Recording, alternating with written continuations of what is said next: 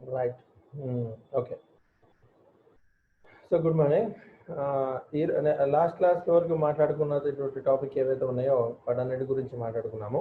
అంటే ఏంటి అని అడిగితే, ఫస్ట్ ఆఫ్ ఆల్ ఈ సెకండ్ యూనిట్లో క్లాస్ అంటే ఏంటి, క్లాస్ యొక్క డెఫినేషన్ ఏంటి, అదేవిధంగా అయిపోయిన తర్వాత మెథడ్స్ అంటే ఏంటి, మెథడ్ ఓవర్లోడింగ్ అంటే ఏంటి, దెన్ ఆఫ్టర్ దాట్ కన్స్ట్రక్టర్ అంటే ఏంటి, కన్స్ట్రక్టర్ ఓవర్లోడింగ్ అంటే ఏంటి, ఈ కన్స్ట్రక్టర్ ఓవర్లోడింగ్లోనే పారామీటరైజ్డ్ కన్స్ట్రక్టర్స్లో కాపీ కన్స్ట్రక్టర్ అంటే ఏంటి అనేటువంటి టాపిక్ అనేది మాట్లాడుకోవడం జరిగింది.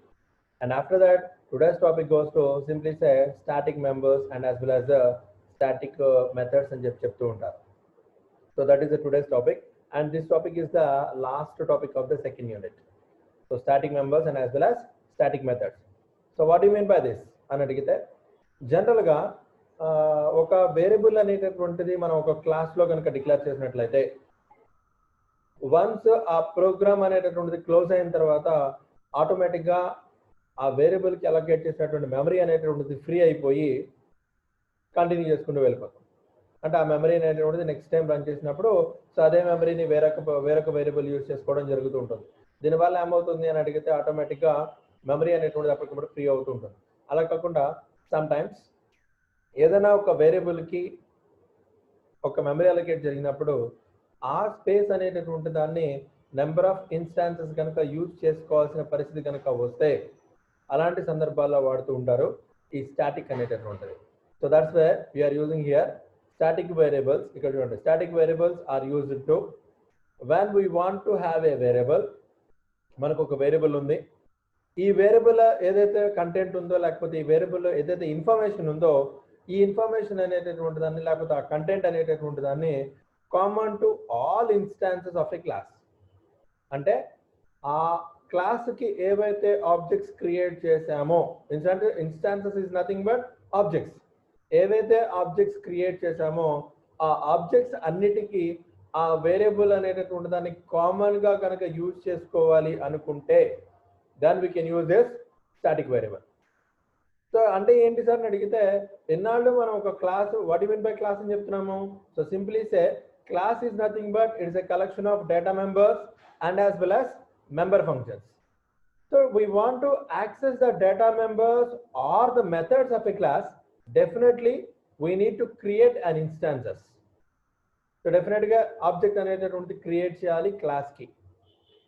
ఒక ఆబ్జెక్ట్ ఒక క్లాస్కి ఒక ఆబ్జెక్ట్ అనేటటువంటిది క్రియేట్ చేసినప్పుడు ఆ ఆబ్జెక్ట్ అనేటటువంటిది ఆ క్లాస్లో ఉండేటటువంటి డేటా మెంబర్స్ని మెంబర్ ఫంక్షన్స్ని యాక్సెస్ చేస్తుంది. సపోజ్ ఆ క్లాస్ అనేటటువంటి దానికి మనము 2 కానీ అంతకన్నా ఎక్కువ ఆబ్జెక్ట్స్ క్రియేట్ చేసినట్లయితే ఆ డేటా మెంబర్స్కి సంబంధించినటువంటి ఆబ్జెక్ట్స్ అనేటటువంటివి వేరువేరుగా ఉంటాయి. So remember that.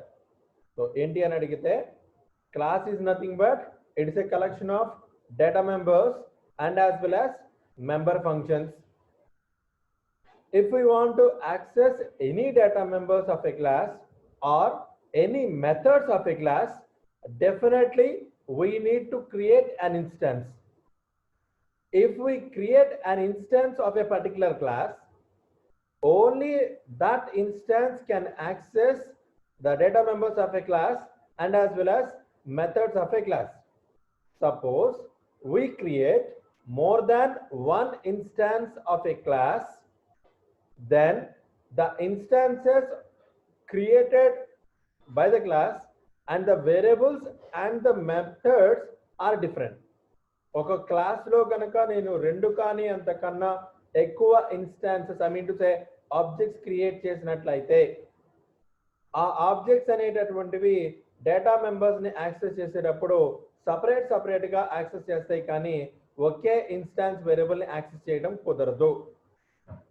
సో అలా ఒకే కామన్ ఒక వేరియబుల్ అనేటువంటి దాన్ని కామన్ చేసి కామన్గా ఉంచుకుని అన్ని ఆబ్జెక్ట్లు అదే వేరియబుల్స్ కనుక యాక్సెస్ చేయాలి అనుకుంటే అలాంటి సందర్భాల్లో వాడుతూ ఉంటారు ఈ స్టాటిక్ మెంబర్స్ అనే దాన్ని వాడుతూ ఉంటారు. అందుకనే చెప్తాము స్టాటిక్ వేరియబుల్స్ అనేటటువంటిది ఏమవుతుంది సార్ అని అడిగితే, when we want to have a variable, మనకి ఏదైనా సరే ఒక వేరియబుల్ ఉన్నట్లయితే వాటిని యాక్సెస్ చేయాలి అనుకున్నట్లయితే then we can use this static అనేటువంటి దాన్ని యూజ్ చేయడం జరుగుతుంది. సో రిమెంబర్ దట్ ఈ స్టాటిక్ అనేటటువంటి దాన్ని ఎలా చెప్తాం సార్ అని అడిగితే బేసికల్లీ ఈ స్టాటిక్ లో రెండు రకాలు ఉంటాయండి. First one will be called as static variable అని మాట్లాడతారు, and the second one will be called as static method అని మాట్లాడతారు. సో ఏదైనా సింపుల్గా సార్ ఏమి ఉండదు. సో వేరియబుల్ని కనుక నేను స్టాటిక్ చేయాలి అనుకుంటే ఆ వేరియబుల్ ముందు డిఫైన్ ఏ కీవర్డ్ యాజ్ స్టాటిక్. సపోజ్ ఒక మెథడ్ అనేటటువంటి దాన్ని కనుక నేను స్టాటిక్ కింద డిఫైన్ చేయాలి అనుకుంటే ఆ మెథడ్ ముందు right A keyword as a static. ఆటోమేటిక్గా ఏమవుతుంది, ఏవైతే ఆబ్జెక్ట్స్ క్రియేట్ చేస్తున్నామో ఆ క్లాస్కి ఆ అన్ని ఆబ్జెక్ట్స్ సేమ్ వేరియబుల్ని సేమ్ మెథడ్స్ని యూజ్ చేసుకుంటూ వెళ్తాయి. That is the concept of the static. అందుకనే చెప్తాం the members are declared as static are called static members. ఏవైతే మనం డిఫైన్ చేస్తున్నామో స్టాటిక్ కింద వాటన్నిటి స్టాటిక్ మెంబర్స్ అని చెప్తూ ఉంటారు. ఈ స్టాటిక్ మెంబర్స్ అనేటటువంటివి బేసికల్గా రెండు రకాలు ఉంటాయి. First one will be called as static variables అని మాట్లాడతారు, and the second one will be called as static methods అని మాట్లాడతారు. సో ఒక వేరియబుల్ అనేటటువంటి దాన్ని నేను స్టాటిక్ వేరియబుల్ కింద డిఫైన్ చేయాలి అనుకుంటే నార్మల్గా డిఫైన్ చేసేటప్పుడు ఏం చేస్తాం సార్ అని అడిగితే ఆ వేరియబుల్ని సింపుల్గా వేరియబుల్ అని చెప్పి రాసేసేవాళ్ళం. కానీ ఎప్పుడైతే నేను స్టాటిక్ వేరియబుల్ కింద డిఫైన్ చేయాలి అనుకున్నానో సింప్లీ సే ఆ కీవర్డ్ అనేటటువంటి దాన్ని స్టాటిక్ కింద డిఫైన్ చేస్తారు. వన్స్ స్టాటిక్ అని కనుక చెప్పాము అని అడిగితే ఆటోమేటిక్గా ఆ వేరియబుల్ అనేటటువంటిది స్టాటిక్ వేరియబుల్ అయిపోతుంది. సో సింటాక్స్ ఏమవుతుందని అడిగితే క్లాస్ నేమ్ చెప్పిన తర్వాత డాట్ స్టాటిక్ వేరియబుల్ నేమ్ చెప్పాము అంటే ఆటోమేటిక్గా అది స్టాటిక్ వేరియబుల్ అయిపోతుంది. మెథడ్ వచ్చేటప్పటికి ఏమవుతుందని అడిగితే static as well has written type either void or something ఏదైతే ఉందో అది మన మెథడ్ పేరు. అంటే మెథడ్ ముందు ఆ వేరియబుల్ని స్టాటిక్ అని కనుక కీవర్డ్ పెడితే ఆటోమేటిక్గా ఆ మెథడ్ స్టాటిక్ మెథడ్ అవుతుంది. అదే వేరియబుల్ పేరు ఏదైతే ఉందో ఆ వేరియబుల్ నేమ్ ముందు కనుక మనం స్టాటిక్ పెడితే ఆటోమేటిక్గా అది స్టాటిక్ వేరియబుల్ అయిపోతుంది. So this is the difference between static variable and as well as static method. So define చేసేటప్పుడు మనం ఒక వేరియబుల్ ముందు కనుక ఒక కీవర్డ్ని స్టాటిక్ కనుక పెట్టాము అని అడిగితే అది స్టాటిక్ వేరియబుల్ అయిపోతుంది. ఒక మెథడ్ ముందు కనుక మనం స్టాటిక్ అనే కీవర్డ్ కనుక తగిలించాము అంటే ఆటోమేటిక్గా అది స్టాటిక్ మెథడ్ అయిపోతుంది. సో ఏమవుతుంది సార్ అని అడిగితే సో స్టాటిక్ మెంబర్స్ వచ్చేటప్పటికి బేసికల్లీ క్లాస్ కంటైన్స్ 2 సెక్షన్స్. అంతే కదా చెప్పింది. What you mean by class? Class is nothing but it's a collection of data members and as well as member functions. So దాన్ని ఇక్కడ చెప్తారు. ఆ క్లాస్ అనేటటువంటి దానిలో 2 పార్ట్స్ ఉంటాయి. ఫస్ట్ వన్ వచ్చేటటువంటి దాన్ని declaration of variables, that is also be called as data members, and the second one will be called as declaration of methods, that is called as member functions. We call them instance variables and as well as instance methods. So ఖచ్చితంగా ఈ class లో ఉండేటటువంటి variables ని కానీ methods ని కానీ access చేయాలి అనుకుంటే we need to instance, and definitely it is possible by using as an object. So ఖచ్చితంగా ఏమవుతుంది సార్ అని అడిగితే ఒక క్లాస్లో ఉండేటటువంటి డేటా మెంబర్స్ని కానీ లేకపోతే మెంబర్ ఫంక్షన్స్ని కానీ యాక్సెస్ చేయాలి అనుకుంటే డెఫినెట్గా నాకు ఒక ఇన్స్టాన్స్ కావాలి. అదే చెప్తాం, because every time when a class is instantiated a new copy of each of them is created. First చెప్పాను, ఇప్పుడే చెప్పాను. ఏంటి అని అడిగితే ఆబ్జెక్ట్ క్రియేట్ చేసిన ప్రతిసారి ఏమవుతుంది అని అడిగితే న్యూ కాపీ కొత్తగా ఎప్పటికప్పుడు క్రియేట్ అవుతుంది. అంటే ఓకే అదే మెమరీ అనేటువంటిది కాకుండా కొత్త మెమరీ అనేటువంటిది క్రియేట్ అయిపోతూ ఉంటుంది. ఫర్ ఎగ్జాంపుల్ ఒక క్లాస్కి A1 అనే ఆబ్జెక్ట్ క్రియేట్ చేసుకున్నప్పుడు, A2 అనే ఆబ్జెక్ట్ క్రియేట్ చేసుకున్నప్పుడు, A3 అనే ఆబ్జెక్ట్ క్రియేట్ చేసుకున్నప్పుడు ఏమవుతుంది అని అడిగితే A1కి అలొకేట్ అయినటువంటి మెమరీని A2 యాక్సెస్ చేసుకోదు. So A2 having separate memory and A3 is also having separate memory. అదే చెప్తున్నాం, because every time when a class is instantiated, class అనేటువంటిది కొత్తగా ఇన్స్టాన్స్ చేసిన ప్రతిసారి a new copy each of them is created, ప్రతిసారి copy create అవుతూ ఉంటుంది. Sometimes we want to define a member that is common to all objects. కొన్ని సందర్భాల్లో ఏమవుతుంది అని అడిగితే మనం ఏదైతే మెంబర్ని డిఫైన్ చేస్తున్నామో that member is treated as a variable or a method. ఏదైనా సరే మనం ఒక మెథడ్ని కానీ వేరియబుల్ని కానీ అన్ని ఆబ్జెక్ట్స్కి కామన్గా ఉండాలి అని అనుకున్నట్లయితే then we can use this static.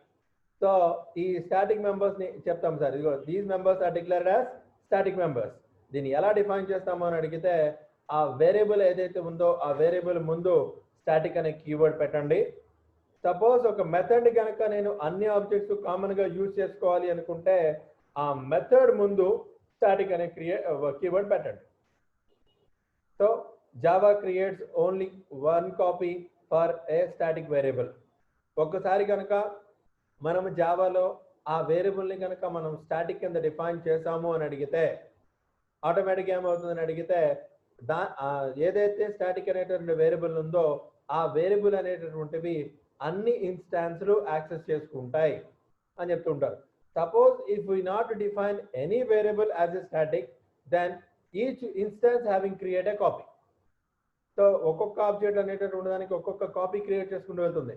So A1 అనే ఆబ్జెక్ట్ ఒక కాపీ ఉంటే A2 అనే ఆబ్జెక్ట్ ఒక కాపీ ఉంటుంది, A3 అనే ఒక ఆబ్జెక్ట్ ఇంకో కాపీ ఉంటుంది. అలా కాపీ మారిపోతూ ఉంటుంది. అలా మారకుండా ఉండటానికి ఉపయోగపడేటువంటి కాన్సెప్టే ఈ స్టాటిక్ అనేటువంటి కీవర్డ్ యూజ్ చేయడం జరుగుతుంది. సో ఈ స్టాటిక్ మెంబర్స్ కనుక డిఫైన్ చేయాలి అనుకుంటే చెప్తారు sir, they can only call other static methods. వేరే దాన్ని మాత్రమే యాక్సెస్ చేయడం కుదురుతుంది. And they can only access static డేటాని మాత్రమే యాక్సెస్ చేయడం జరుగుతుంది. దే కెనాట్ రిఫర్ సూపర్ అనేటటువంటి కీవర్డ్. సూపర్ అనేటువంటి కీవర్డ్ని యూజ్ చేసి మనం చేయలేమని చెప్తూ ఉంటాం. So what you mean by the super keyword అనేటువంటిది కనుక చెప్పాలి అనుకుంటే will see in the third unit. So what is the usage of the super అనేటువంటి కాన్సెప్ట్ నేను మీకు నెక్స్ట్ క్లాస్లో చెప్తాను. సో ప్రస్తుతానికి ఈ స్టాటిక్ అనేటువంటి కీవర్డ్ ద్వారా నేను దాన్ని వర్కౌట్ చేసుకుంటూ వెళ్తాం. సో దీనికోసం ఏంటని అడిగితే simply say I'm writing one program. This program is also available on your material. So మళ్ళీ కొత్తగా రాస్తే కన్ఫ్యూజ్ అవుతారని ఆ మెటీరియల్ అనేటువంటి ప్రోగ్రామ్ని నేను చెప్పడం జరుగుతుంది. ఏంటి అని అడిగితే here I'm defining one class that named as math operation అని చెప్పాను సార్. మ్యాథమెటికల్ ఆపరేషన్ అనే ఉద్దేశంతో నేను ఒక క్లాస్ని డిఫైన్ చేసుకుంటున్నాను.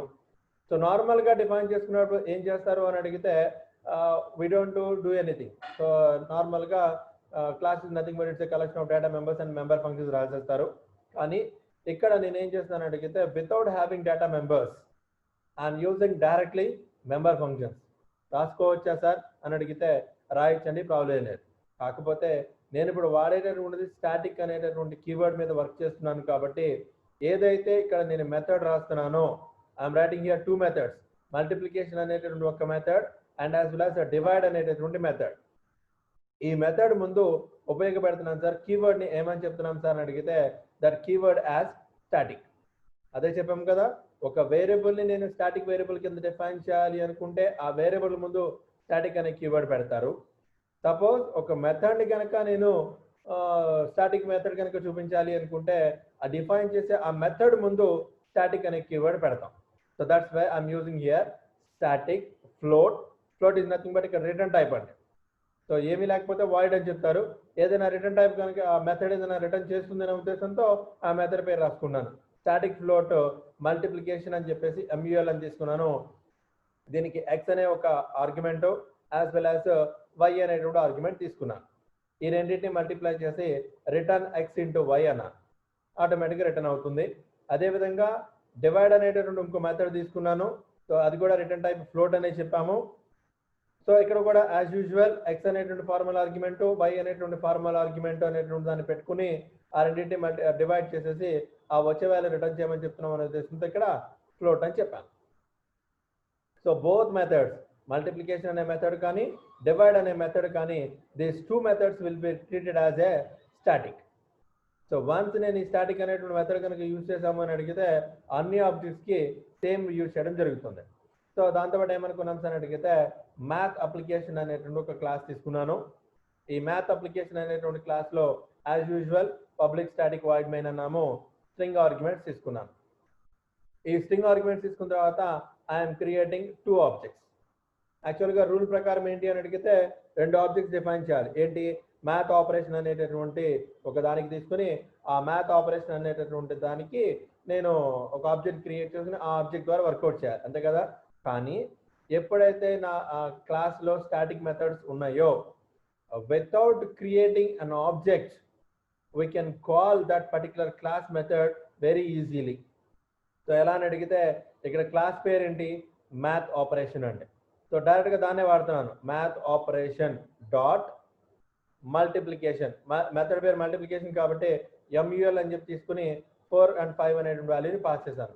ఎప్పుడైతే ఈ 4 and 5 పాస్ చేస్తానో ఈ 4 అనేటటువంటిది వెళ్ళి ఇక్కడ x లో ప్లేస్ అవుతుంది, 5 అనేటటువంటిది వెళ్ళి y లో ప్లేస్ అవుతుంది. సో ఆ రెండింటికి మల్టిప్లికేషన్ జరిగి వాల్యూని రిటర్న్ చేస్తున్నాం. That is nothing but 4 into 5 which is nothing but 20.0 అనేటువంటి డెసిమల్ వాల్యూ ఉంటుంది కాబట్టి ఆ వాల్యూ వచ్చి ఇక్కడ a లో ప్లేస్ అవుతుంది.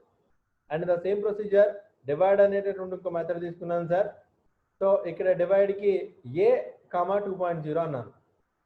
So what is the value of a? So that is nothing but ఇక్కడ డిఫైన్ చేసిన వేరియబుల్ అంటే so which is nothing but 20.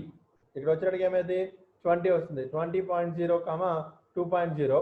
So again ఈ x లోకి వచ్చేటికి 20.0 వెళ్తుంది, y లోకి వచ్చేటప్పటికి 2.0 వెళ్తుంది. ఆ రెండు డివైడ్ అవుతాయి, ఆ రిజల్ట్ వచ్చి b లో ప్లేస్ అవుతుంది. సో ఆటోమేటిక్గా b లో ఉన్నటువంటి వాల్యూని ప్రింట్ చేయమని చెప్తున్నాను. ఇక్కడ గుర్తుపెట్టుకోవాల్సింది ఏంటి అని అడిగితే మనము ఒక్కసారి కనుక ఒక వేరియబుల్ అనేటటువంటిది కానీ ఒక క్లాస్లో ఉండేటువంటి మెథడ్స్ని కానీ మనం స్టాటిక్ అని కనుక చెప్పాము అని అడిగితే whatever the variables we are using in a particular class ఆ వేరియబుల్స్ అన్ని స్టాటిక్ మెథడ్ కిందకి వెళ్ళిపోతూ ఉంటాయి. So this is the class for this 2 days topic and I will continue the next క్లాస్లో నేను మాట్లాడతాను. ప్రస్తుతానికి ఇదే క్లాస్ని నేను రన్ చేసుకుంటూ వెళ్తున్నాను సార్. సో కాపీ చెప్పాము.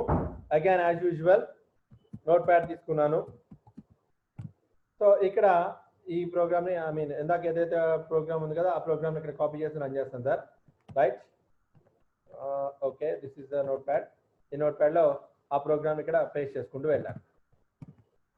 రైట్, సో దీన్ని రన్ చేయాలి కాబట్టి మెయిన్ మెథడ్ ఏదైతే ఉందో ఆ మెయిన్ మెథడ్లో ఉన్నటువంటి దాన్ని తీసుకుని కాపీ చేసి ఫైల్లోకి వచ్చేసి సేవ్ చేస్తున్నాను.